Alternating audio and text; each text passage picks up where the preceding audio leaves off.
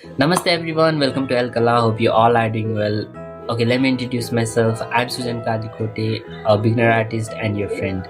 And this video is about हामी कसरी drawing start गर्न सक्छौं. Although I'm also a beginner artist learning from internet and college, I'll try to share what I know about art. You know, there are so many people who think that art is just a hobby, time pass, or कसैकोसँग only talent. But trust me guys, this is not absolutely true. It is just a skill that everyone can learn by practice. So the question is, how to do drawing? Answer is very simple. Draw whatever you want, draw as much as you can. Find your mistakes, then improve yourself until you are good at drawing. If you draw daily and still your drawing doesn't look good enough, perhaps you need to practice lines and shapes. Why lines? Because it is beneficial. We can make our muscle memory strong by practicing lines and shapes, and it is beneficial. It's like warm-up for an artist. By सबै आर्टिस्टहरूले गरेर हुन्छ, no matter if they are beginner, intermediate or pro. Because good practice always makes a person better. Not perfect, because nobody can be perfect. I don't think perfection does exist. Now let's talk about line practice. First is horizontal line. Horizontal line practice गर्नको लागि हामी right to left यसरी line तान्छौँ अनि त्यसपछि अलिकति gap राखेर अर्को line तान्छौँ अनि त्यस्तै गरी हामीले दिनको कम्तीमा 3-4 पेज प्र्याक्टिस गर्न सक्छौँ हरिजन्टल लाइन.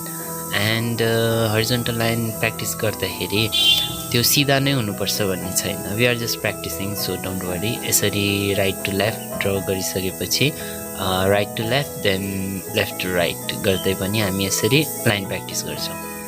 मैले यहाँ एउटा नर्मल पेन्सिल र ड्रइङ पेपर मात्रै युज गरिरहेको छु, सो मेटेरियल्सको चिन्ता गर्नु परेन. Once you done horizontal line, now we can practise vertical lines.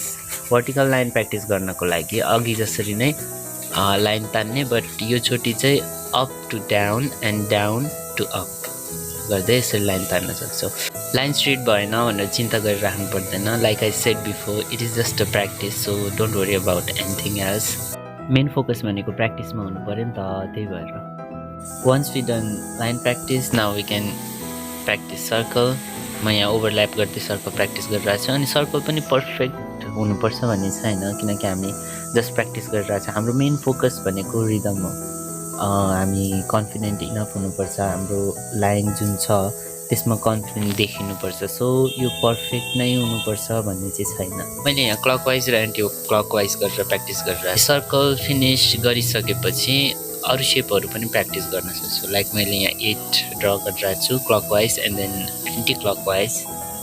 यसरी नै हामी अरू पनि सेप्सहरू प्र्याक्टिस गर्न सक्छौँ, like circle, triangle, rectangle, square. Practice what shape do you want. There are no rules and regulations in drawing. Okay, आजलाई यति नै. See you in the next video. Don't forget to like, share and subscribe to this channel, and be safe. Take care. Bye bye.